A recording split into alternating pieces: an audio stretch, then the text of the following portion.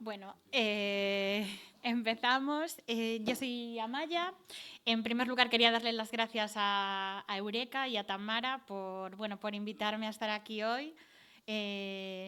A Ganzo también por las facilidades técnicas. Y voy a hacer varios disclaimers para empezar. O sea, yo soy bastante nerviosa, y aunque parezco tranquilocha, pero soy nerviosa y seguro que hablo muy rápido. Si alguien me hace así un «hey», tampoco pasa nada por hablar rápido, ¿no? Que también podemos reivindicar hablar rápido como nos salga, pero que si me veis muy acelerada, igual un... Y nada, en la nota que le pasé a Tamara, puse que era una charla reivindicación porque, bueno, yo entiendo que el fenómeno fan es un fenómeno complejo, con muchas aristas, con luces y con sombras, pero, bueno, yo quería poner el foco en la potencia transformadora que tiene el fenómeno fan y también es un intento de desmontar el estereotipo de la fan histérica, ¿no? Que es un estereotipo que todos tenemos como muy presente y creo que, bueno, puede haber más cosas en las fans.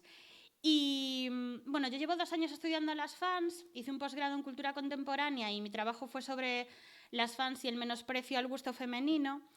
Y, bueno, pensando en las fans, al final siempre entro en una cadena de preguntas que me lleva a otra pregunta y al final para mí hablar de las fans es hablar de muchas más cosas, ¿no?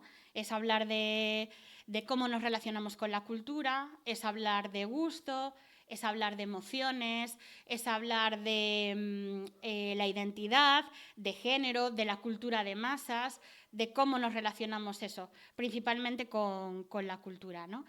Y pienso en las fans en general, pero también lo llevo a mi propia experiencia, claro, ¿no? Y yo pienso, yo cuando tenía 12, 13 años que escuchaba, yo no fui una niña indie, no fui una niña que en casa escucháramos, no sé, bueno, cosas que tienen cierto nombre, ¿no? Yo escuchaba a Alejandro Sanz, pero luego con 18 años me mudé a Barcelona y eso como que cambió completamente. Yo ya renegué completamente de mi pasado de Alejandro Sanz y me convertí en otra cosa y mis gustos fueron hacia otro lado, ¿no? Y me interesa preguntarme por qué pasó esto, ¿no? ¿Por qué dejé de ser fan? ¿Dejaron de gustarme esas cosas o dejé de manifestarlo? ¿Empecé a generar nuevos intereses? ¿Por qué surgieron estos nuevos intereses? ¿Qué dice de mí lo que me gusta? ¿Quién lo dice? ¿Por qué me gusta lo que me gusta? ¿Cómo lo expreso? Bueno, pues este trabajo, ¿no? O aquí voy a intentar, o yo he intentado encontrar respuestas. Entonces, para empezar os voy a poner, yo creo que para la gente, yo tengo 42 años recién cumplidos y para la gente de mi generación yo creo que hay, si pensamos en las fans, probablemente pensemos en las fans de los Beatles, ¿no? Así como icono, y luego también hay un momento en la historia reciente que yo creo que es la llegada de Take That al aeropuerto mientras las fans los estaban esperando, ¿no? Hay muchos vídeos que yo creo que son icónicos, muy ridiculizados, que ese es otro tema, ¿no? De cómo las fans están esperando a Take That en el aeropuerto. Y os voy a poner solo un trocito, el primer minuto de este vídeo. Oye, ¿por qué le gritas? ¿Qué? ¿Por qué gritas? Porque viene Take That. ¿Quiénes son guapos? ¡Dicho que van a salir en un momento! Pero seguro que van a salir por aquí. ¿Eh? Sí, seguramente. ¿Por qué estáis todas aquí? Joder, porque están buenísimos, ¿no lo ves? ¡Son los mejores! Una canción de Take That, venga. And when you rise in the morning sun, I feel you touch my hand in the pouring rain. And the moment that you wander far from me, I wanna feel you in my arms again. ¿Cuál es el más guapo? Oye, ¿qué prenda íntima seríais capaces de darle a Take That? Mi braga, mi braga que se sujetado todo. Se mueve la braga, estoy en persona. Sí, ahora mismo. Ahora mismo. Si os dieran un beso, ¿qué pasaría? Se me caerían las bragas. ¿Es del club de fans? Sí. ¿Qué vamos a hacer ahora sin ellos? cuando se vayan mañana, ¿qué vamos a hacer? Oye, ¿y qué les diríais? Porque se van a disolver, ¿lo sabéis? Sí. Porque les pedimos mucho que les vaya muy bien, porque Se van a, porque quieren su carrera en solitario, porque les presionamos, pero tampoco es derecho, no tenemos derecho a quererlos. A mí me encanta esa pregunta. No tenemos derecho a quererlos, porque nos genera risa, pero al final, o sea, es delicado, ¿no? Y no quiero ser condescendiente tampoco, pero es como, no tienen derecho unas chavalas de 14 años a volverse locas con Teidat o con el que sea. O sea, ¿cuál es el problema? Hay un vídeo que os recomiendo, no lo he puesto para aquí en la presentación, de Caiga quien caiga, que sale Pablo Carbonell. Son las fans de, me parece, Backstreet Boys, y las menosprecia de una manera que realmente se hace incómodo a día de hoy verlo. Yo creo que ha envejecido bastante mal, ¿no? Pero les pregunta algo así como... cuando seáis mayores os van a dejar de gustar y cuando tengáis criterio, ¿no? Que es como, tío, tú eres un señor de 30 años, ellas son unas chavalas que están disfrutando, no sé. Bueno, yo ahí lo dejo, por si queréis verlo.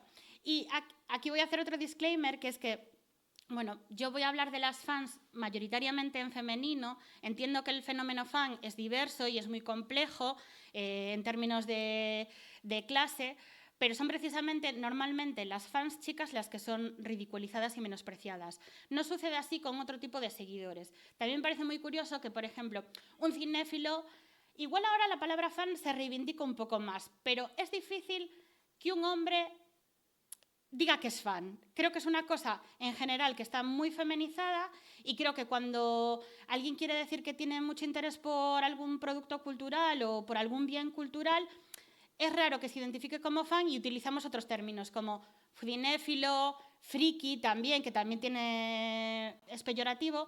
Pero bueno, a lo largo de este análisis habrá numerosas referencias a las fans en femenino, reconociendo que el fenómeno fan es mucho más amplio y diverso, ¿no?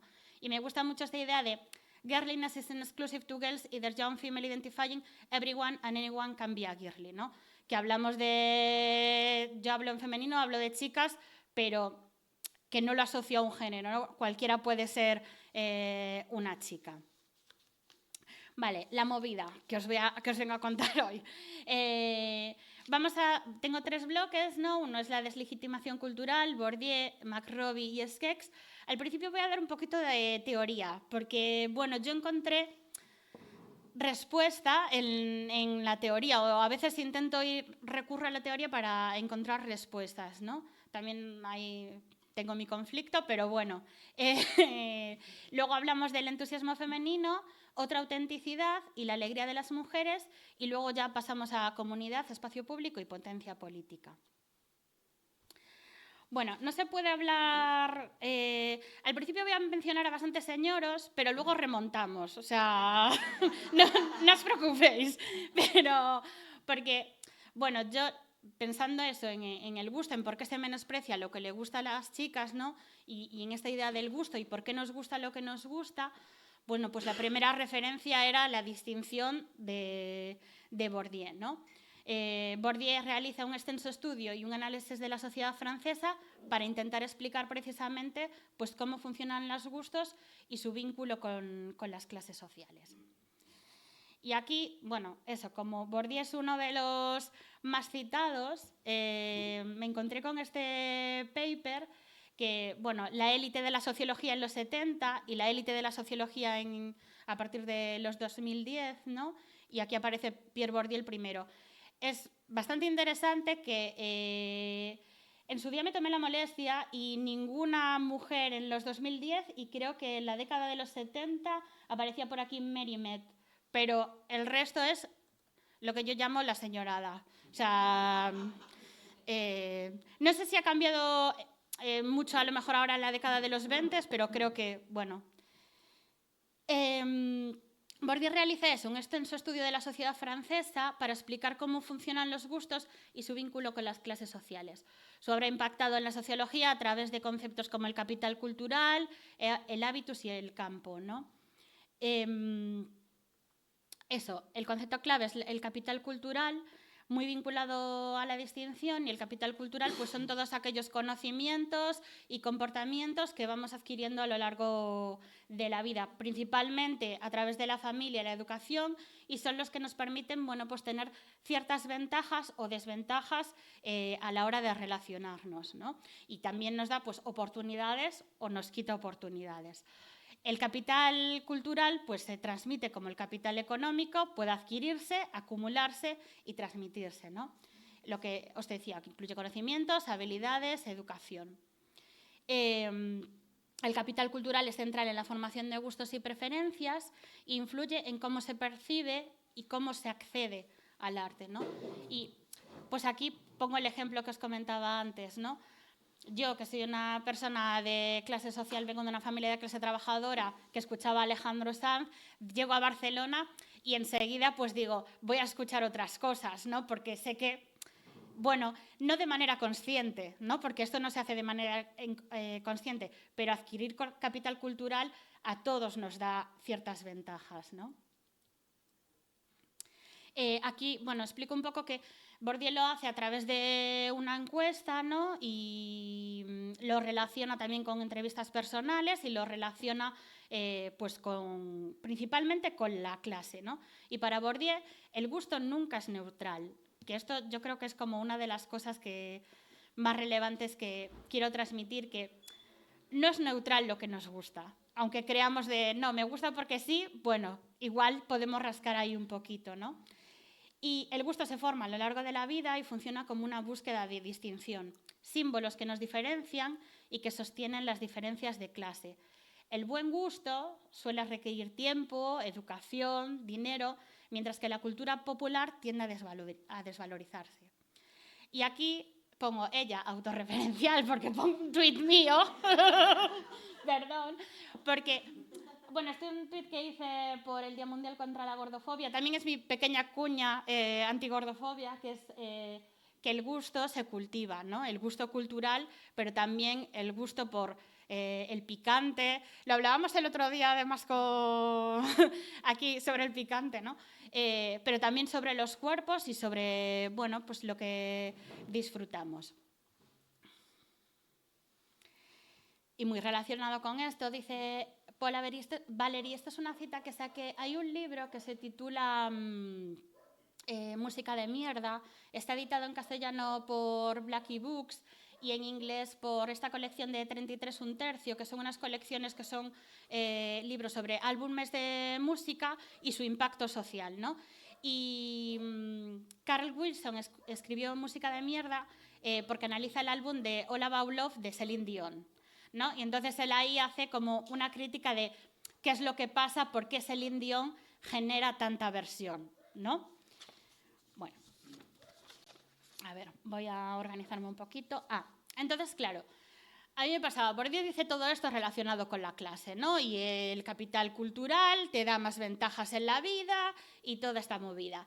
Y yo decía, vale, pero si las mujeres somos las que más cultura consumimos, sé que lo de consumir cultura es un término así un poco, bueno, pero las que más disfrutamos de la cultura, ¿no? Vamos más al teatro, a conciertos, a la ópera, porque de hecho, por ejemplo, a lo que podríamos considerar como alta cultura o arte más elevada, la participación es principalmente femenina. Si es así, ¿por qué nuestra opinión cultural normalmente es menospreciada o las posiciones de crítica cultural son principalmente ocupadas por tíos, ¿no?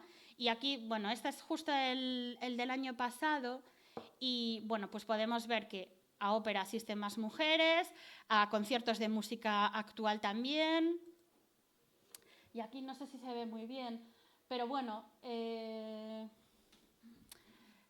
general la participación de la mujer, sé que estoy hablando en términos muy binarios, pero bueno, entendemos que el género es una construcción social, pero así está hecha la encuesta, ¿no? Y quizá en el futuro ponga otros géneros o así. Pero bueno, la participación femenina es mucho más alta. Entonces, si la participación femenina es más alta, ¿por qué nuestro criterio cultural tiene menos peso, ¿no? Y bueno, intentando dar respuesta a esto, a mí me llamó mucho la atención los estudios culturales, que, por cierto, luego le quería preguntar a Marichu, además, porque yo no tengo idea de que existan los estudios culturales como tal, como disciplina en España. O sea, para mí es una cosa que entiendo que viene del mundo británico, pero no sé si en España existe la disciplina como tal, estudios culturales, o hay una tradición como de estudios culturales en España, ¿no? Yo he intentado buscar alguna cosa, pero nunca he encontrado. Los estudios culturales surgen en el Reino Unido después de la Segunda Guerra Mundial en un contexto de profundas transformaciones sociales y culturales. Y se trata de un campo claramente interdisciplinar, interesado en prácticas culturales cotidianas, las identidades y los medios populares. Su objetivo principal era estudiar la cultura desde abajo frente a una visión más elitista de la cultura. Y analizan cómo la cultura al final está atravesada por relaciones de poder vinculadas a la clase, a la raza y más adelante al género, ¿no? Aquí os pongo dos libros. El primero es Los usos del alfabetismo, que ponía el foco en la vida cotidiana de las personas. En el libro analizan, por ejemplo, los westerns, las revistas, ¿no? Esos productos culturales que a lo mejor hasta entonces habían quedado fuera del análisis académico, ¿no? Principalmente, claro, ¿por qué surgen los estudios culturales, ¿no? Las trayectorias personales de los fundadores. Hogarth era de un barrio obrero, y Stuart Hall era de origen jamaicano, ¿no? Y marcaron pues esta mirada crítica y atenta a las desigualdades en la cultura. Este libro del 64 es de Popular Arts y es una de las primeras exploraciones académicas serias sobre la cultura popular, ¿no? El libro analiza formas culturales consideradas menores, como el cine, la música, la televisión, y cuestiona esta distinción clásica entre alta y baja cultura. Yo creo que tienen una relevancia total y una vigencia a día de hoy, ¿no? Y a mí me interesa mucho este enfoque para pensar la política del gusto, los géneros y los medios, ¿no? La cultura popular al final es un campo de batalla y refleja pues estas jerarquías y estereotipos, pero también permite explorar identidades, generar agencia y cuestionar la desvaloración de ciertos gustos, ¿no? Claro, al principio los estudios culturales también tenían un sesgo de género, ¿no? Hasta que ciertas mujeres empezaron a participar en el movimiento. Este libro es un libro de Stuart Hall y Bell Hooks, que yo no he leído todavía, pero igual me lo pido para Navidades, porque es Funk sin límites y bueno, es una conversación, bueno, son varias conversaciones que tienen, aquí pone un diálogo, pero bueno, transcurre durante varias conversaciones y ambos critican la tendencia de la teoría cultural a volverse abstracta, despolitizada y distante de la vida vivida. A mí la figura de Stuart Hall también me cautivó en un momento dado y como buena fan, pues yo me fui, una de las veces que estuve en Londres, al Highgate Cemetery y me fui a buscar la tumba de Stuart Hall, que nos costó mogollón encontrar porque estaba entre maleza, aquí se ve un poco, ¿no? En el mismo cementerio está la tumba de Marx. Yo aquí dejo Workers of All Lands Unite, que es lo que pone en la tumba. No os esperabais a Marx en una charla de fans, o sea... Y claro, pues esto me llevó a Noemí Argüelles y a... Salpicando para que la gente en su casa vaya El País. O sea, digo pocas cosas, pero yo creo que se me entiende. Pues eso, Workers of All Lines Unite, digo pocas cosas, pero yo creo que se me entiende, ¿no? Y bueno, dentro de los estudios culturales, una figura de la que también soy súper fan es Angela McRobbie. También he hablado alguna vez con Marichu de ella, ¿no? Y ella lo que hace es analizar las revistas femeninas de la época, en los 80, como la superpop de la época, pero en Reino Unido, ¿no? Analiza sobre todo Jackie y Seventeen.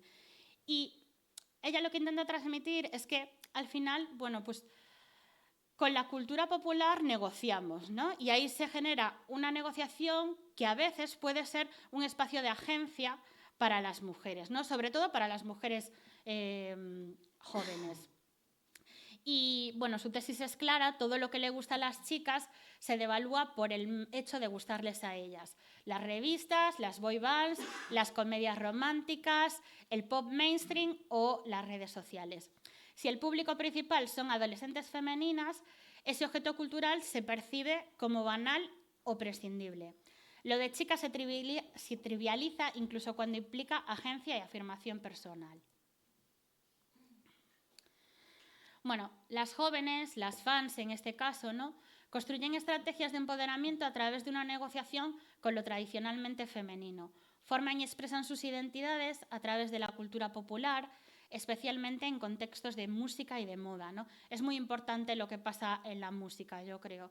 Estas prácticas de consumo permiten a las jóvenes, lo que os comentaba, ¿no?, explorar y negociar nuevas formas de feminidad que a veces desafían las formas tradicionales de género. La cultura juvenil ofrece espacios para la agencia donde las jóvenes pueden experimentar con sus identidades y encontrar comunidad y solidaridad entre sus pares. Sin embargo, estas prácticas también están imbrincadas en sistemas de consumo que pueden limitar y moldear estas expresiones de identidad, ¿no? Lo hablaba antes con Marta. Claro, no se trata ni de lo uno ni de lo otro. Todos vivimos en una sociedad capitalista y, bueno, pues ahí negociamos, ¿no? Y es cierto que las prácticas de consumo y la relación con la cultura pues nos pueden generar agencia, pero también es cierto que pueden someternos, ¿no? Y eso, la pasión, la devoción y la alegría femeninas normalmente son ridiculizadas. Las jóvenes construyen identidad negociando con lo tradicionalmente femenino. Y la cultura popular pues ofrece espacios de experimentación, de comunidad y solidaridad, aunque esté imbrincada en sistemas de consumo. Esto era un poco a modo de resumen, y lo que les gusta a las chicas se devalúa solo por el hecho de gustarle a ellas. Es raro que como adultos nos identifiquemos con lo que le gusta a las chicas y como que con orgullo reivindiquemos eso. Yo creo que siempre hay bueno, pues ridiculización, siempre hay una distancia, ¿no? Pero bueno, yo aquí pongo las mejores porque, bueno. Y también perteneciente a los estudios culturales, además de Angela McRobbie, está Beverly Skeggs, ¿no? Y ella habla de la vergüenza ajena y las políticas de respetabilidad. Me recuerda un poco al libro de, no sé si habéis leído, Maricas Malas, de Cristo Casas, ¿no? De esta idea de, bueno, de que parece que tienes que ser el gay bueno para conseguir respeto en la sociedad, ¿no? Pues pasa un poco lo mismo con las chicas y con las mujeres. Parece que hay una manera de ser la chica buena para conseguir respeto en la sociedad, ¿no? Y la noción de vergüenza ajena funciona como una herramienta de control social que sirve para marcar a quien se sale de la norma y se muestra demasiado. Este mecanismo se aplica con especial dureza en las mujeres porque la feminidad sigue extendiéndose como algo que debe de ser discreto, contenido y no excesivamente visible. Noemí López Trujillo publicó hace unos meses el libro de Me dibujaron así, que ella hace una reivindicación de la feminidad que a mí me parece súper potente. Os lo recomiendo un montón. Cuando una mujer disfruta, se emociona o se muestra desbordante, fácilmente se convierte en objeto de cringe. No porque su comportamiento sea ridículo en sí, sino porque incomoda verla ocupar un espacio que no le estaba asignado, ¿no? Como os decía, el trabajo de Beverly Skeggs es clave para entender las políticas de respetabilidad y cómo influyen en la manera en que las mujeres se perciben a sí mismas. También es esta idea, ¿no? Yo hablaba a raíz del libro de Maricas Malas de Cristo Casas y de estas políticas de la respetabilidad. También hay una manera como de ser una gorda buena, ¿no? O sea, parece que tú ahora puedes ser gorda, pero tienes que ser una gorda que haga deporte, una gorda femenina, pero ¿qué pasa con las gordas que a lo mejor, pues eso, ni hacen deporte, ni son femeninas, ¿no? Unas son más respetables que otras. Pues con las mujeres pasa lo mismo. Skeggs también habla de que la identidad, no solo ella, no, muchos autores, pero se construye en relación con un otro constitutivo, somos lo que somos porque no somos eso otro que se considera peor, ¿no? Y ahí pues recordaba Orientalismo, ¿no?, de Edward Said, que, bueno, de origen palestino, Viva Palestina libre, o El segundo sexo de Simone de Beauvoir, que son esta idea de construimos nuestra identidad en base al otro. Orientalismo es la idea de que Oriente se ha construido en relación con Occidente, ¿no? Y es lo que no es Occidente. Expresiones como yo no soy como esas, o yo no escucho esa música, o yo tengo buen gusto, sostienen jerarquías sociales y culturales. Y al deslegitimar las preferencias culturales de las mujeres, la vergüenza actúa como un mecanismo eficaz de silenciamiento que nos lleva a moderarnos, callarnos y no compartir lo que nos gusta. Y claro, yo aquí os tenía que poner este meme de I am cringe, but I am free. Porque es como, bueno, pues sí, o sea, doy vergüenza ajena y qué, ¿no? O sea, ¿qué es el cringe? O sea, y es que además, bueno, una vaquita, no sé, perfecto. O sea, yo creo que ya podía acabar aquí la charla, ¿sabes? Dios, todo lo que voy a decir a continuación ya sobra. Y ahora voy a entrar en un terreno controvertido, ¿no? Y es sobre, bueno, pues el pop, rock y la feminización de la cultura. Hablábamos antes que la música no es un terreno neutral. Perdón, digo que es un terreno controvertido porque todos nos sentimos como muy unidos a nuestra identidad musical, ¿sabes? Y cuando es como una unión que va nuestra persona ahí, ¿no? Y entonces tú defiendes lo que te gusta a muerte y lo que no te gusta. Y bueno, no sé, se negocian significados sociales atravesados por jerarquías que yo creo que, bueno, de género, de clase y de raza, ¿no? En las tradiciones occidentales, esos significados han sido producidos mayoritariamente desde la experiencia masculina. En la ideología dominante de la autenticidad, en el rock se premia el individualismo, la autoría y la rebeldía, nociones históricamente codificadas como masculinas. En este marco, las mujeres han sido sistemáticamente excluidas de las formas serias de producción cultural y relegadas al papel de fans, ¿no? Groupies o musas. La creación es algo masculino y la admiración es algo femenino. El rock, bueno, aquí igual me he flipado un poco, porque el rock respetable y serio, bueno, depende, ¿no? O sea, pero creo que entendéis lo que quiero decir, que el rock está asociado a valores considerados masculinos como la rebeldía, la autenticidad y la profundidad, y el pop, en cambio, ha quedado vinculado a lo femenino y con ello a lo emocional, lo frívolo y superficial. Esta división no es anecdótica, sino que forma parte de una lógica cultural más amplia. La cultura de masas en su conjunto ha sido históricamente feminizada y por ello percibida como sospechosa, ligera y poco auténtica. Bueno, hating pop music doesn't make you deep, o sea, odiar la música pop no te hace más profundo. Lo siento.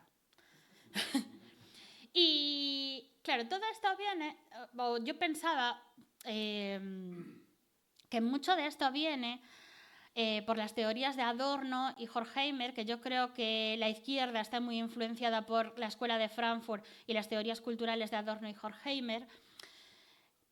Pero yo entiendo que Adorno y Horkheimer hay que entenderlos en su momento, ¿no? Ellos fueron víctimas del nazismo, ¿no? Y entienden la cultura de masas como un mecanismo para difundir ideología y para ejercer control sobre la sociedad.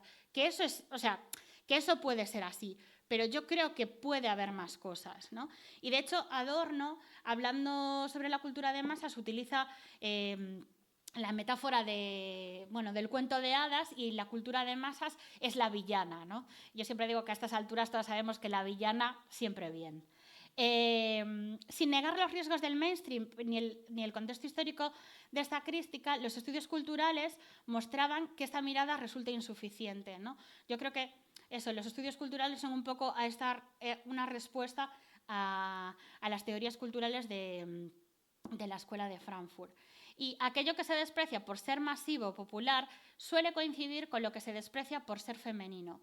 Y recuperar estas prácticas permite entenderlas también como espacios de agencia, negociación y afirmación.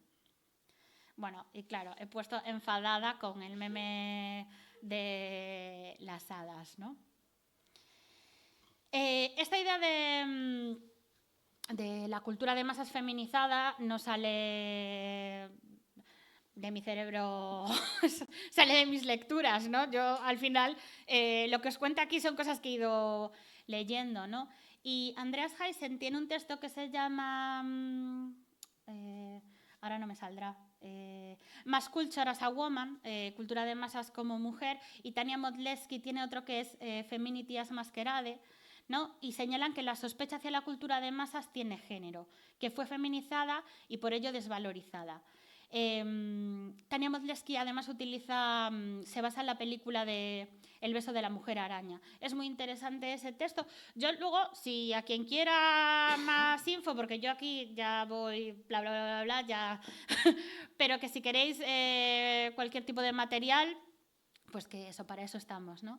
Y esta desvalorización no era solo una cuestión de elitismo cultural, sino una estrategia para mantener la superioridad masculina. Lo masculino se convirtió en la medida de la autenticidad, mientras que lo femenino quedó relegado a un territorio de deslegitimación cultural. Y Almudena Hernando, en un libro que se llama La fantasía de la individualidad, que está genial y además están Traficantes de sueños y es de descarga libre, se puede descargar, concreta que esta lógica, bueno, pues cuando se construye la identidad en la modernidad, la identidad moderna a partir del siglo XIX, ¿no? La identidad masculina fue cuando quedó relegada o relacionada con la individualidad y la razón, y la femenina ligada a la emoción y la comunidad, ¿no?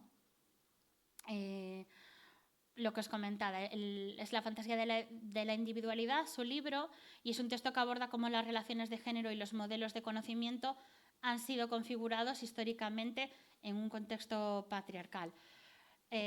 Bueno, los hombres han sido relacionan con la esfera pública, la razón y la individualidad, y las mujeres vinculadas al espacio privado, la emoción y la comunidad. La consecuencia de esta división es que margina a las mujeres y desvaloriza lo femenino y las actividades asociadas a él. Claro, Hernando cita a Foucault y el régimen de verdad, ¿no? Que cada sociedad produce una verdad que sostiene y refuerza el poder dominante. Define qué conocimientos y valores son legítimos, lo que contribuye a perpetuar así las estructuras de poder existentes, y se marginalizan las voces disidentes. En nuestra sociedad, la verdad está centrada en el discurso científico y las instituciones que lo producen. Igual yo aquí también tendría que hacer un mea culpa, ¿no? Porque, está centrada en el discurso científico y yo aquí traigo teoría, que es discurso científico, ¿no? Pero bueno, contenemos multitudes. Y en nuestra sociedad está caracterizada por la convicción de que nuestro grupo es más fuerte que los demás porque hemos desarrollado la razón y reprimido la emoción más que ningún otro. Yo todo esto lo relaciono con las fans, ¿no? O sea, al final las fans ocupan espacio público, las fans muestran emoción, ¿no? Y antes hablábamos del gusto. También traigo aquí a la RAE, o sea, yo soy un despropósito, ¿no? Pero es que claro, pero bueno, me gusta mucho esta definición del gusto como facultad de sentir. ¿Sabes? Que a veces pensamos que nos gusta esto desde un punto, o lo intelectualizamos, ¿no? Pero al final el gusto también es una facultad de sentir o una manera de sentirse. Y bueno, en esta idea de la autenticidad tan masculina, a mí me gusta pensar que la autenticidad no tiene por qué estar ligada a valores estéticos o a una cierta calidad, ¿no? La música que es auténtica. Porque es que yo creo que ahora hemos superado un poco esta idea de la alta cultura y la baja cultura, porque ya sabemos que suena rancio, o sea, uno ya no habla en esos términos, pero yo creo que ahora usamos lo de ¿es auténtico o es un producto? Y me parece que al final es es un poco simplista, ¿no? Como lo auténtico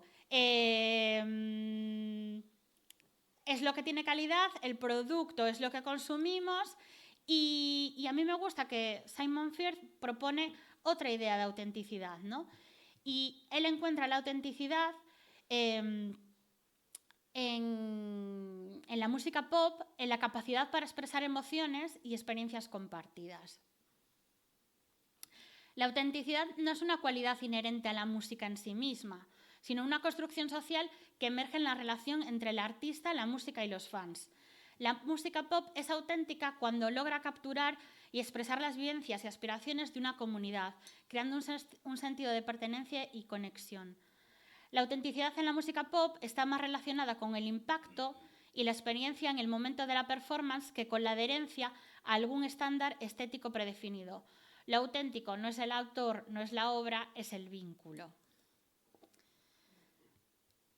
Y aquí, bueno, pues yo escribí un texto que se llamaba Contra la autenticidad, un poco haciendo un guiño a contra la interpretación de Susan Sontag, ¿no? El arte, para Sontag, debería ser experimentado de manera directa, sin la mediación de interpretaciones intelectuales que distorsionan la percepción. Sugiere que el arte es una experiencia sensorial y emocional que debería ser valorada por sí misma. Lo que ahora importa es recuperar nuestros sentidos, dice Sontag. Debemos aprender a ver más, a oír más, a sentir más. Claro, entonces yo hago esta reivindicación, ¿no?, del pop como experiencia compartida. En una sociedad que valora el control, gritar con otras es un acto de desobediencia. No sé si os acordabais al principio del vídeo que les preguntaba lo primero de todo, ¿por qué gritáis? Bueno, pues porque me da la gana, señora, ¿no? O sea, suélteme del brazo. La autenticidad deja de ser un atributo del individuo y pasa a entenderse como una práctica colectiva, con una dimensión profundamente democrática. El pop resiste porque su aparente superficialidad protege la capacidad de conexión y la experiencia compartida. Frente a una cultura saturada de ironía y de distancia, las fans apuestan por la entrega total y esa imposibilidad de domesticar el exceso las vuelve radicales. El otro día, a raíz del texto este que os digo contra la autenticidad, en la que yo hago una defensa del pop, en un podcast, un señor, bueno, se lo comentaba en un audio a Marichu, ¿no?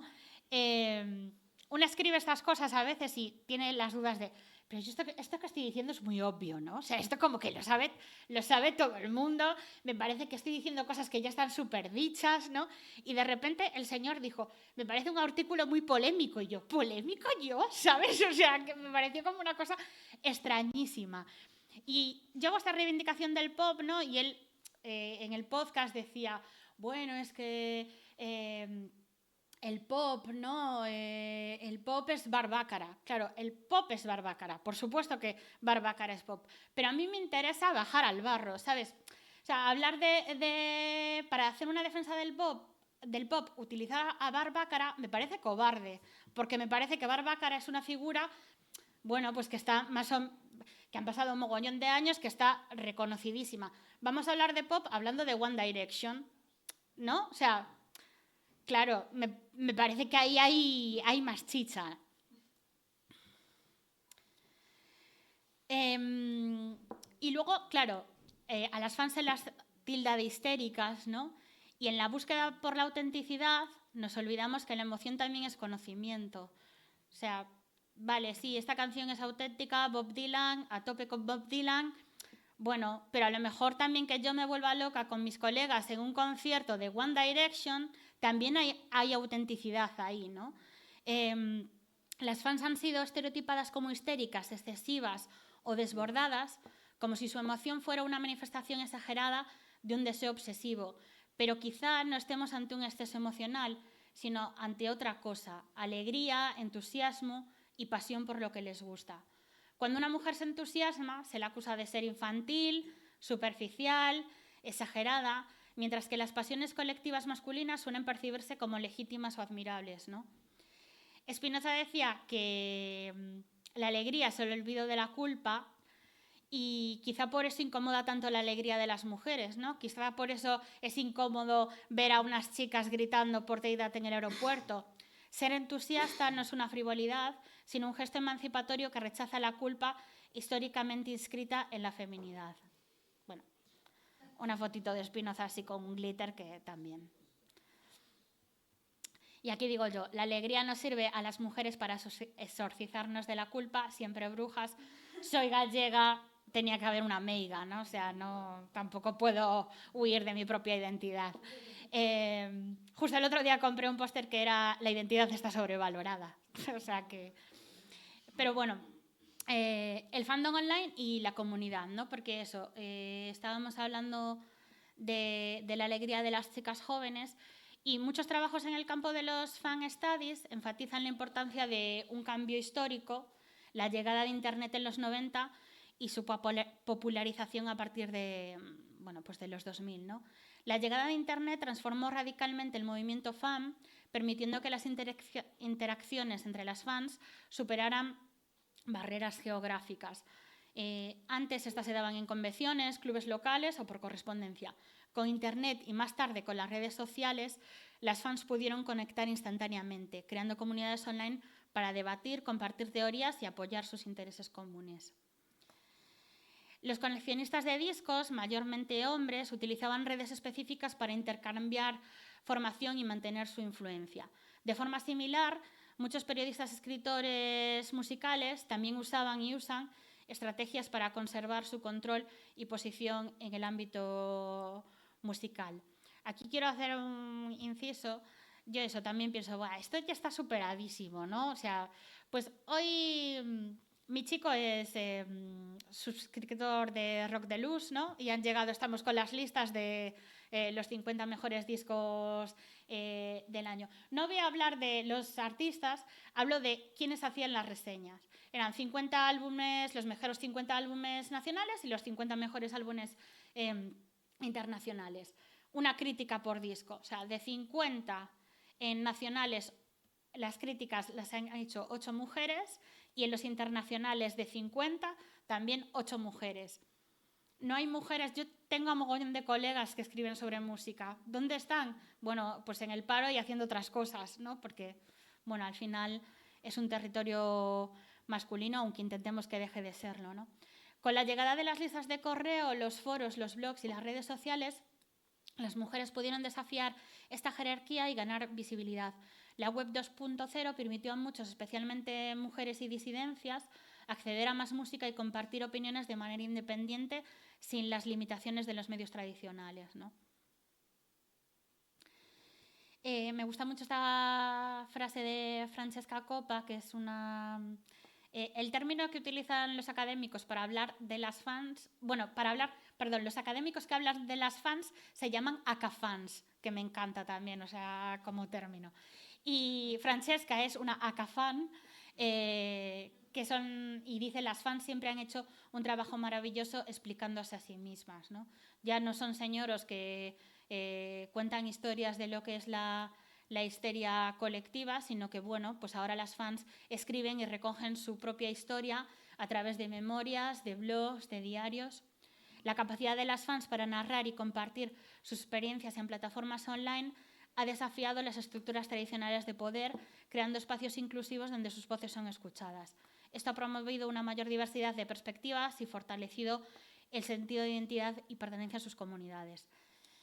No sé si yo ahora, tal y como están las redes sociales, esto sigue siendo así, ¿no? Yo creo que cada vez las redes sociales están más copadas por el capitalismo más salvaje y no sé si sigue siendo así. Quiero pensar que existen pequeñas resistencias, ¿no? Y aquí no lo he hecho porque se hacía muy largo, pero a mí me gusta mucho contraponer la figura del coleccionista de discos con la de la fan, ¿no? Porque él es el señor que sabe, experto, que puede tener su casa llena de discos a niveles insospechados y eso está ok, pero si yo voy con mis colegas y me pongo a gritar para esperar a Take That, estoy cucú. Bueno, yo qué sé, no sé. O sea, igual sí, igual no, ¿no? Y aquí dice Jessica Hopper, sugerencia, reemplaza la palabra fangirl con la de experto y a ver qué pasa, ¿no?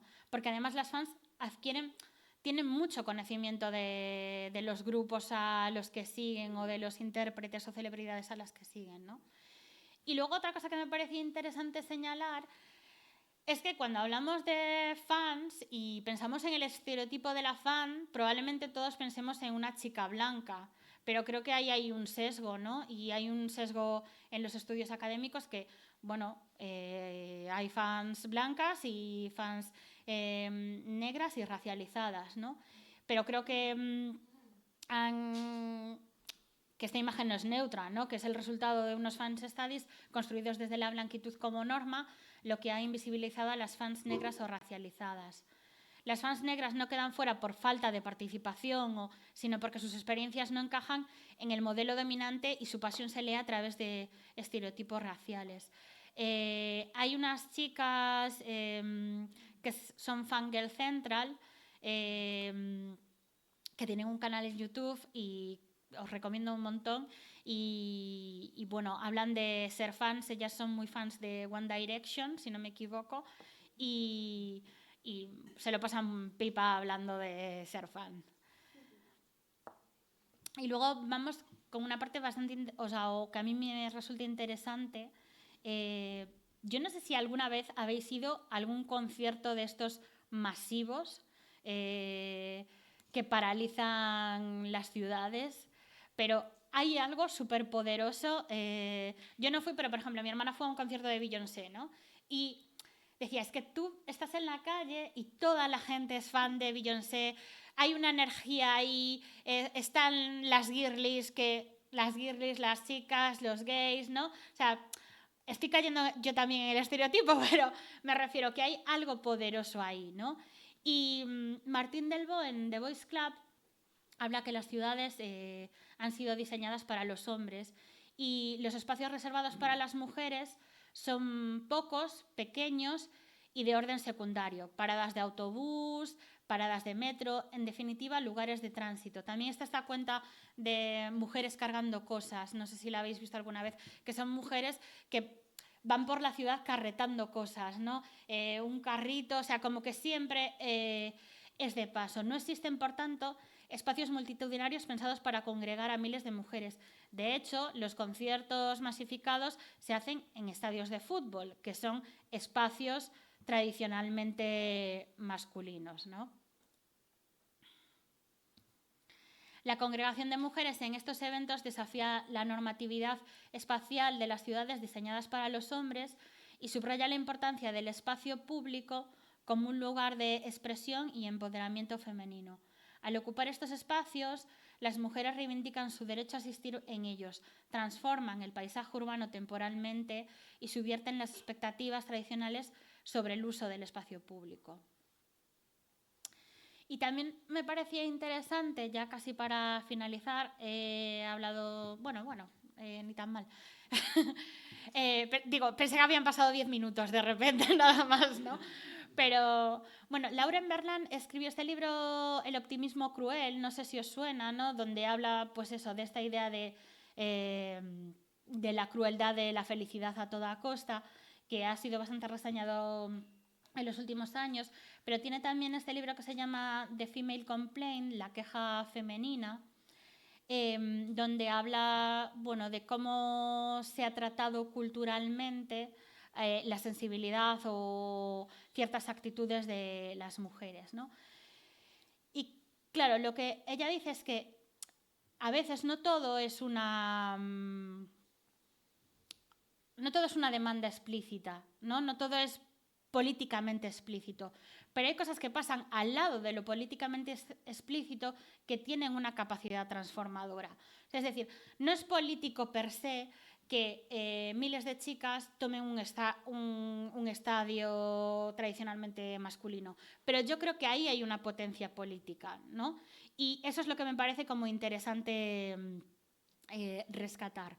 Y habla de lo justapolítico o justapolítico como aquello que ocurre al lado de lo político, ¿no? Sin nombrarse como tal, pero con la capacidad de producir efectos transformadores. Lo que os decía, no todo en política se formula como demanda explícita ni se reconoce inmediatamente como acción política.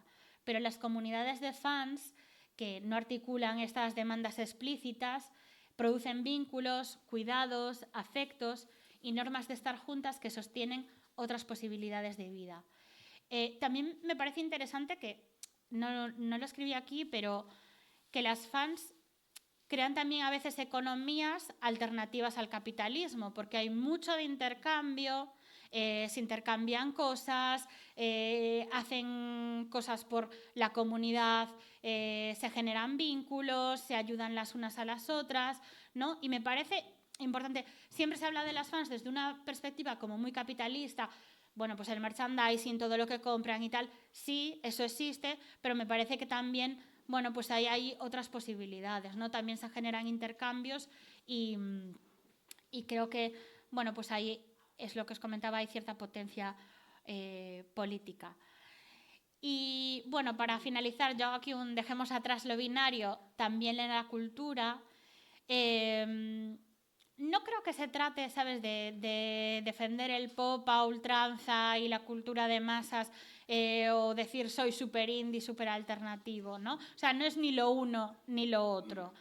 Pero sí que me parece interesante revisar a dónde queremos llegar y qué buscamos cuando tratamos de distinguirnos de las otras, ¿no? Cuando yo digo, no me gusta esto, a mí me gusta esto otro. O sea, cuando yo me distingo de las otras, ¿cuál es la intención, no? Y en un mundo que desprecia lo femenino, volvernos locas en un concierto, compartir canciones que nos emocionan o seguir a esa diva del pop sigue siendo una de las formas más radicales de autenticidad.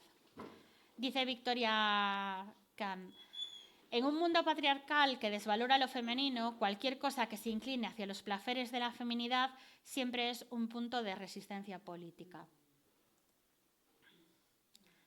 Bueno, y aquí os dejo estas fotos que son así como alegría de vivir. Y nada, pues también un poco de Riot Girl, ¿no? Don't ever let them silence you. Girl, you are sensational. What you have to say is important. It is relevant. You are undeniable. You are capable, indescribable, revolutionary. You are fucking beautiful. Y nada más. Muchas gracias.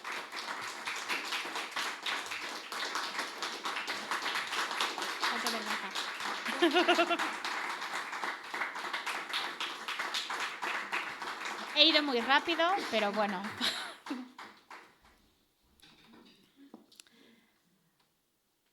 Nada, no sé si...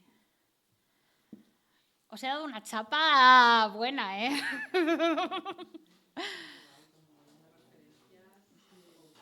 Ya. No sé si... Sí, si queréis hacer alguna pregunta o que charle. Yo muchas veces pienso, ¿por qué hago estas movidas, no? O sea, y sí, ¿por qué escribo? ¿Por qué comparto lo que escribo? ¿O por qué hago estas charlas? Y digo, pues es que a mí lo que me gusta es charlotear con otras y aprender de otras, o sea que para eso estamos. Dime. Sí.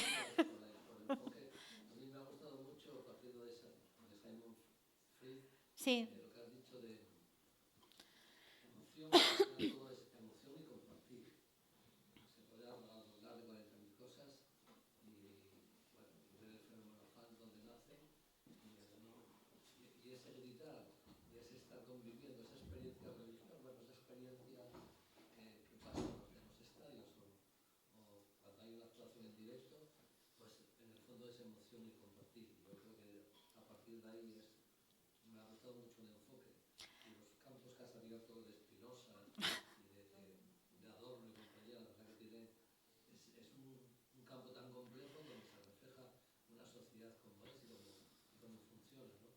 Sí, que luego que todo es muy complejo.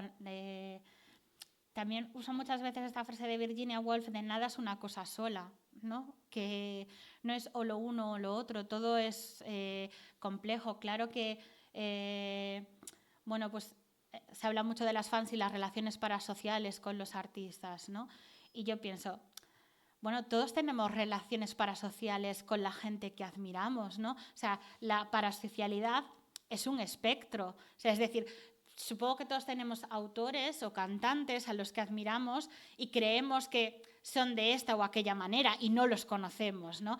Pero se señala que las fans viven como en esta especie de no sé, de éxtasis, ¿no? En las que creen que tienen una relación parasocial, que conocen 100% a las celebridades a las que siguen. Bueno, todos caemos en eso en una medida u otra, ¿no? Y me parece como eso, que ¿por qué se señala a las fans, no? O sea, creo que a veces hay un exceso ahí de... Y creo que pasan muchas otras cosas cuando se señala a las fans. Creo que hay un desprecio al gusto femenino, creo que hay un desprecio a la emoción, lo que comentaba antes, ¿no? Ya nadie habla en términos de alta o baja cultura. Bueno, nadie. Hay muchos sitios donde sí se habla de alta y de baja cultura. Pero vamos a hablar de, bueno, pues de espacios, por ejemplo, de la izquierda. No sé, o sea, es muy rancio hablar a día de hoy de alta y baja cultura, pero sí se habla de lo auténtico y lo no auténtico, ¿no? Y es lo que decía al final, ¿no? ¿Qué buscamos cuando queremos distinguirnos? O sea, ¿cuál es la intención? ¿Qué hay detrás de eso? ¿Qué busco cuando me distingo del otro? ¿No? Hay, no sé, o sea... Bueno, yo tampoco tengo todas las respuestas, ¿eh? O sea, pero creo que es interesante hacerse estas preguntas.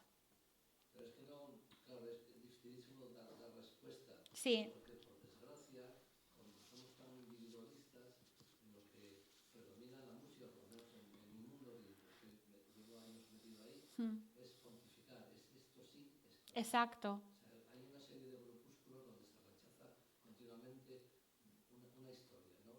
No digamos para una gente mod que odia el rock, o una gente de rock heavy que odia el mundo latino, reggaetón y compañía. Entonces te metes, ser un poco generalista y admitir que es emoción y que hay que compartir y que no pongas etiquetas es bastante complicado. Sí, y yo también creo que existen ciertos riesgos en decir, bueno, entonces todo vale. Yo también me hago esa pregunta, ¿no? Entonces, todo es cultura, toda la cultura vale. Bueno, es eso, yo tampoco tengo todas las respuestas, ¿no? Pero creo que sí que es importante que seamos conscientes de nuestros propios sesgos. Y luego eso, que no es ni lo uno ni lo otro. En estas épocas que vivimos de guerras culturales, de superpolarizadas, ¿no? De o soy esto o soy lo otro, muy ligado a una identidad que, bueno, no sé... pues yo puedo escuchar música indie británica de los 80, grupos de chicas, me encanta Dolly Mixture, y a lo mejor me vuelvo loquísima, no sé, bailando el último reggaetón lento, ¿sabes? O sea, es que no tiene por qué ser ni una cosa ni la otra. No sé.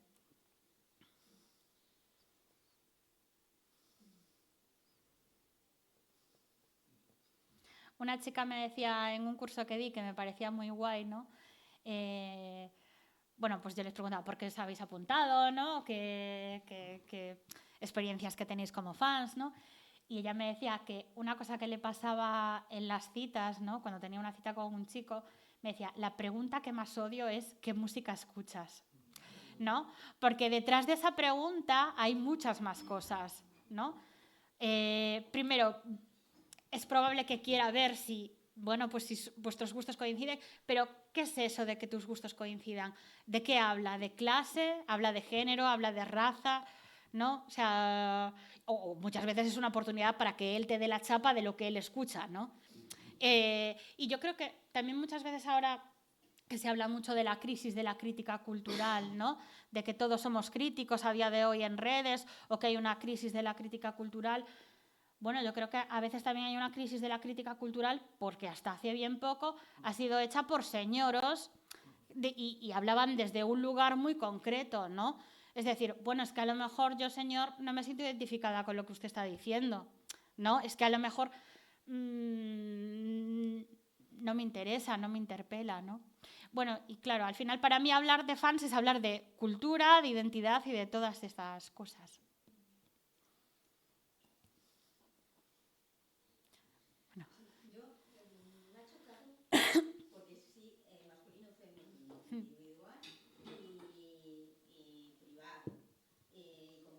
Sí. Pero lo femenino y cultura de masas, no. O sea, la cultura de masas hasta el siglo XX era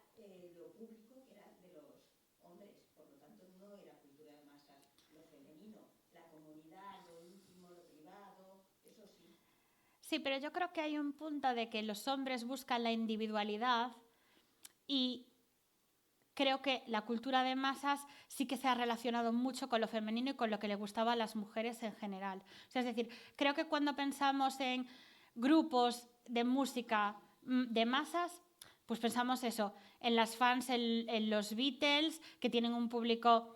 No, o sea, cuando pensamos en masa y en público de cultura de masas y en fans, ¿no? Pensamos más en mujeres que en hombres. Creo yo, pero... Yo creo que justamente cultura de masas fue, tú lo has dicho, Adorno. Sí. O sea, es decir, las imágenes que tenemos históricas de cultura de masas son Hitler o Franco y todos los españoles, solo hombres, en las explanadas, escuchando los discursos. Entonces, la cultura de masa, yo creo que cuando se dijo que eran hombres. Bueno, Hoy en día, ni siquiera creo que la cultura de masa se puede decir que sea mujer hoy en día, porque tú lo has dicho, cuando llenamos los espacios públicos. ¿Sí, no? sí, lo que pasa que, bueno, una cosa es quiénes... Sí, una cosa es quienes ocupan los espacios, ¿no? Y otra cosa es la cultura de masas. Y yo hago referencia a esta idea de que, bueno, es Adorno quien utiliza una metáfora de la cultura de masas y la feminiza y habla del cuento de hadas y habla de la cultura de masas como una villana, ¿no? Entonces yo cojo esa referencia para hablar de eso. Pero bueno...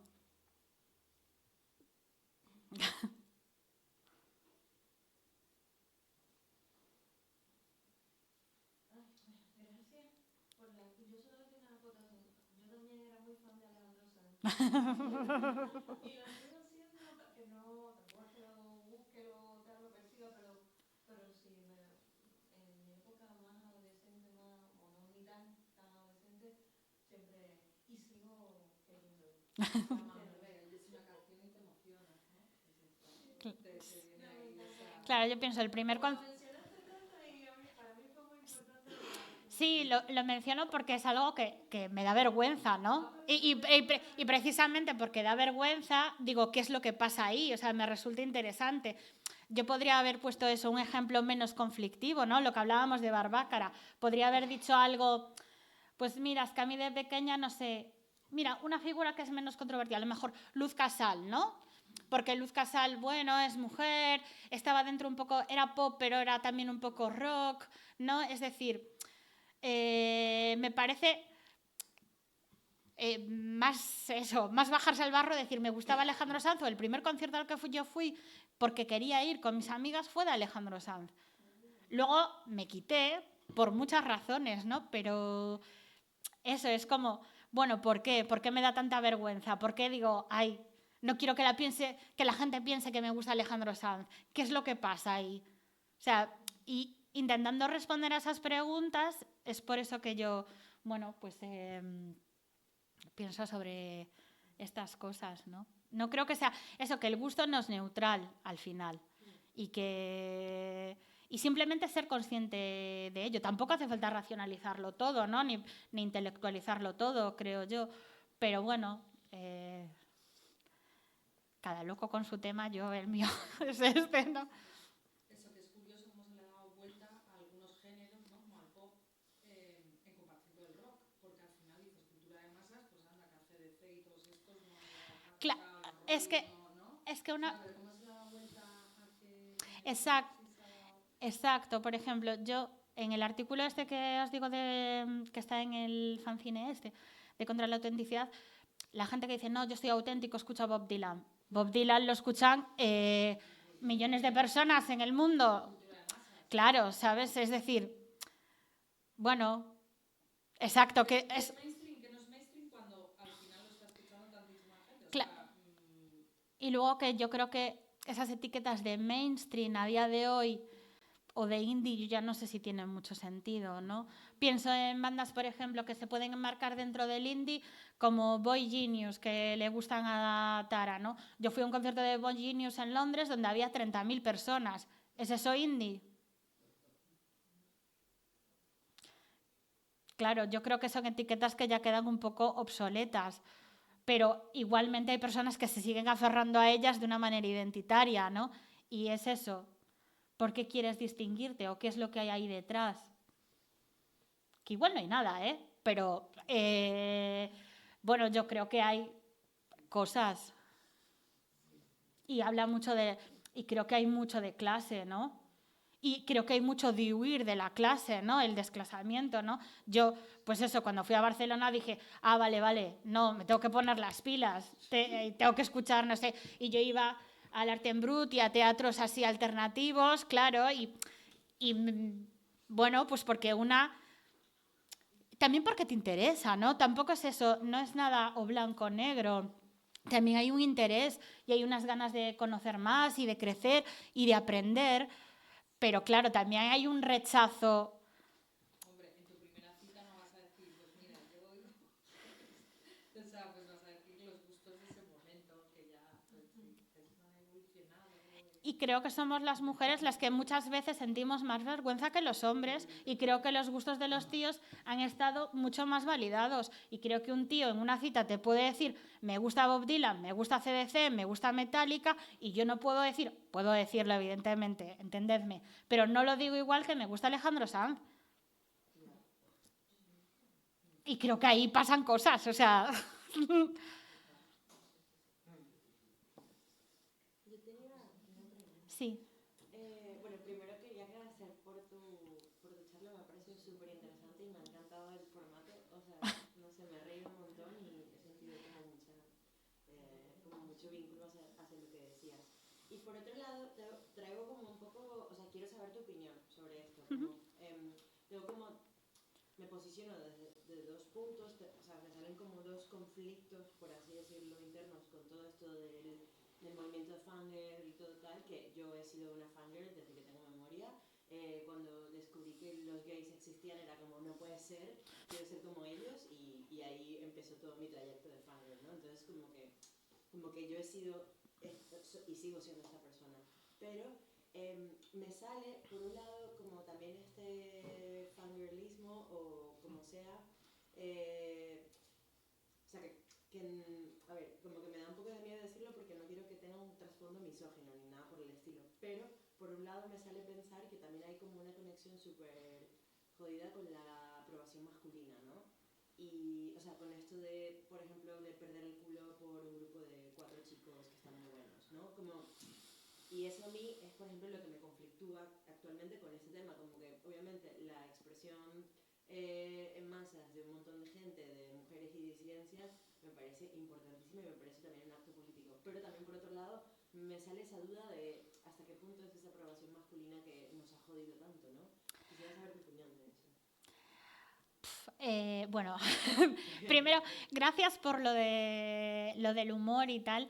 Bueno, primero porque esta es una charla con mucha carga teórica y digo, si no meto humor nos morimos todas, yo la primera, y luego porque, bueno, a mí me atraviesa el humor, he sido mi mecanismo, ¿no? Pues para relacionarme y para superar, bueno, pues otras cosas, ¿no? Como mi físico y tal, pues tengo otras estrategias porque todos negociamos, ¿no? En la vida, ¿no? Pero... sobre eso, sí que es cierto que, por ejemplo, me parece interesante que últimamente los fandoms van más hacia... antes eran sobre todo a figuras masculinas, pero ahora hay muchas fans ya a figuras femeninas, ¿no? Es decir, fandoms muy poderosos como el de Taylor Swift, como Beyoncé, como otras figuras, ¿no? Es cierto que, claro, que sí, que... Bueno, pues... hay un poco de conflicto ahí, ¿no? De me vuelvo loca por un tío. Bueno, pero al final a todas nos atraviesan estas cosas, ¿no? Todas cuando nos volvemos locas por un tío o por quien sea hay un poco de conflicto, ¿no? Ahí a veces dices, me cago en la mar. Pero, bueno, no sé responderte. No sé, creo que todo puede coexistir, ¿sabes? Que puede existir ahí una cierta admiración a una figura masculina y que a lo mejor está usando su poder, ¿sabes? De una manera tal, y al mismo tiempo, pues eso representa algo poderoso porque yo estoy con mis amigas. Creo que las dos cosas pueden coexistir. Como un poco reivindicación del deseo igual también, o sea, como público, ¿no? Sí. Pero que claro, sí, tiene como esas...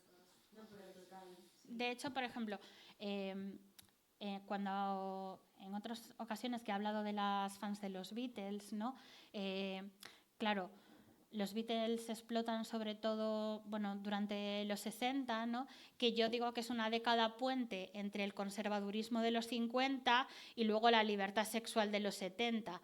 Entonces, en esos años en que la mujer era como, bueno, ya no podía ser el ángel del hogar de Betty Friedan, pero tampoco eras todavía la mujer liberada sexualmente, ¿no? Entonces, en esta tensión, yo creo que muchas fans de los Beatles encontraban una manera de, bueno, pues de explorar su deseo y esta cosa entre, bueno, pues me sigo portando bien, ¿no? Medio bien, pero al mismo tiempo estoy explorando mi deseo y me desmayo porque me flipa Ringo o el que sea, ¿no? Y creo que eso también pasa, bueno, que al final sigue pasando a día de hoy, que, bueno, es una manera hasta cierto punto, no sé si segura, de vivir el deseo de las mujeres.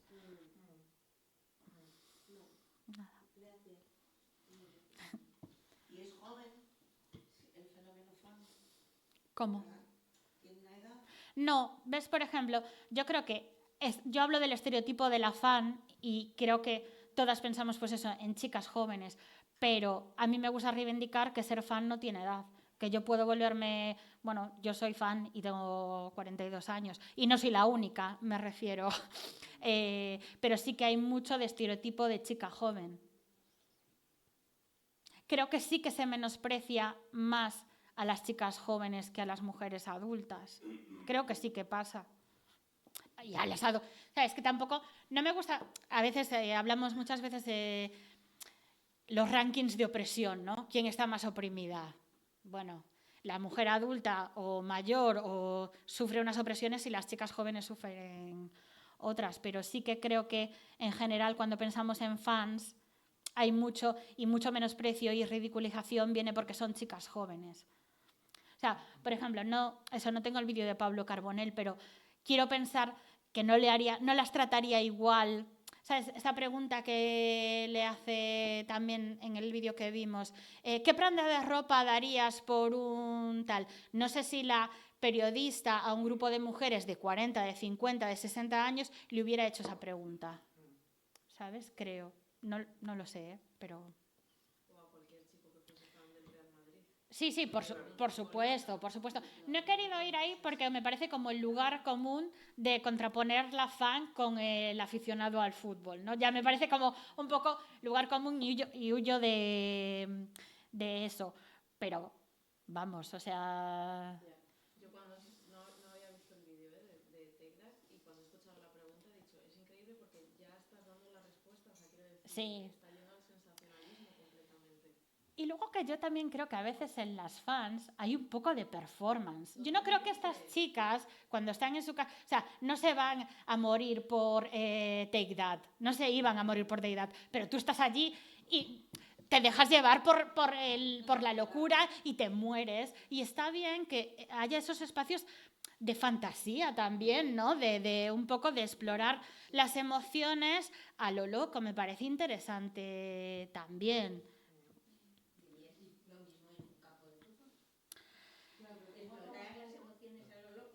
No, pero creo que los hombres han estado autorizados para expresar sus emociones y creo que las mujeres no, tradicionalmente, históricamente.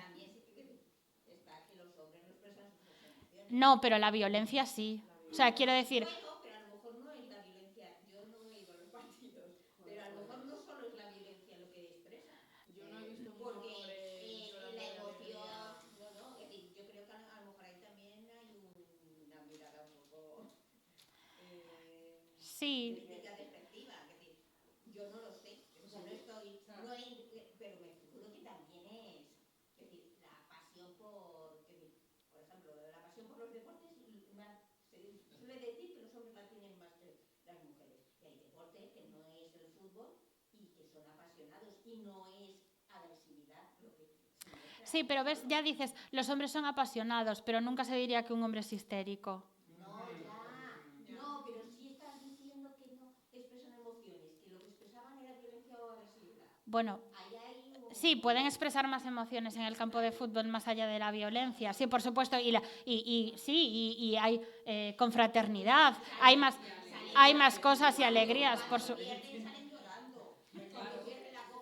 Sí, sí. Lo que pasa que eso, yo hablo de las fans y de las chicas. Para hablar de aficionados al fútbol, pues que hablen ellos, ¿no? O sea, me refiero.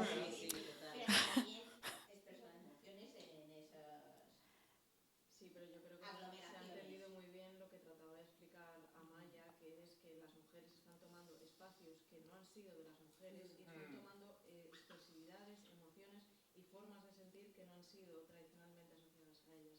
Entonces, un hombre en un estadio de fútbol está completamente legitimado para gritar, para darle una hostia al de al lado, para ser un hincha, cuando una mujer saliendo en cualquier telediario diciendo que es fan de Alejandro Sanz es una cuestión de desprecio y de O, por ejemplo, ahora recientemente con el Eras Tour, ¿no? Que fue el año pasado.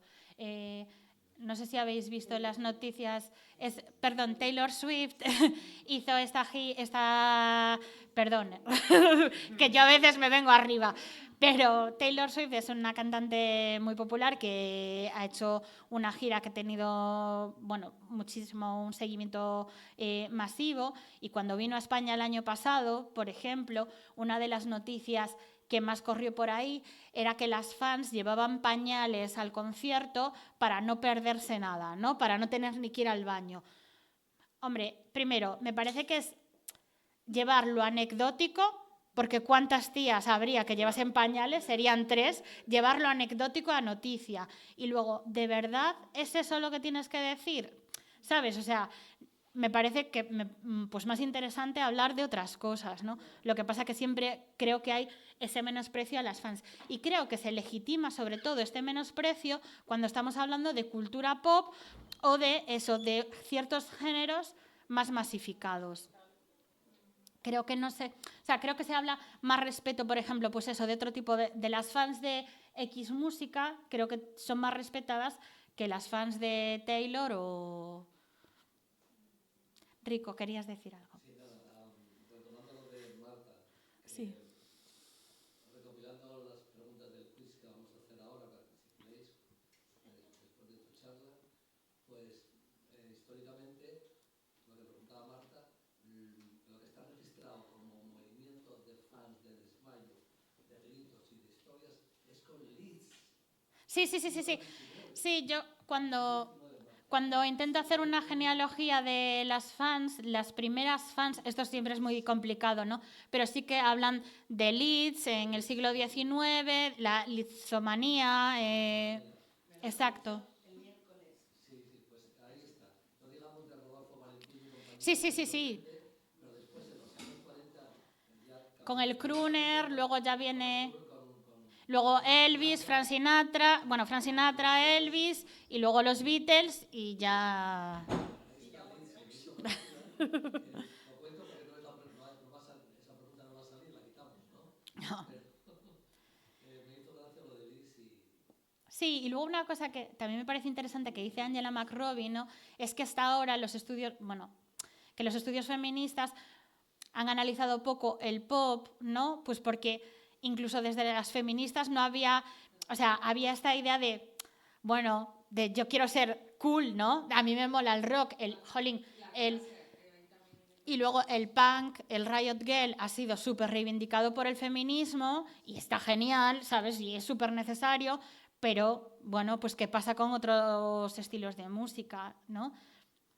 Y lo que decía antes, que exista esta potencia transformadora no significa que lo sea per se, ¿no? O sea, pero creo, bueno, pues sí, que hay una potencia transformadora y que creo que es interesante desmontar el estereotipo de la fan y, bueno, verlo desde otra perspectiva. Sí, pero fíjate lo que has contado en las listas que han confeccionado ahora, de Rock Trade, de Mundo Sonoro y compañía, que la mayoría, un 80%, son paisanos. Sí. Y te pones a revisar un poco los periódicos, incluso en el diario de aquí de Cantabria, pues ya hay muchas mujeres que hablan de música, pero no tienen esa importancia como tienen los paisanos de toda la vida. Por supuesto. O sea, yo creo que la crítica musical está o sea, sigue estando súper masculinizada. Y no será porque no haya tías escribiendo de música. O sea...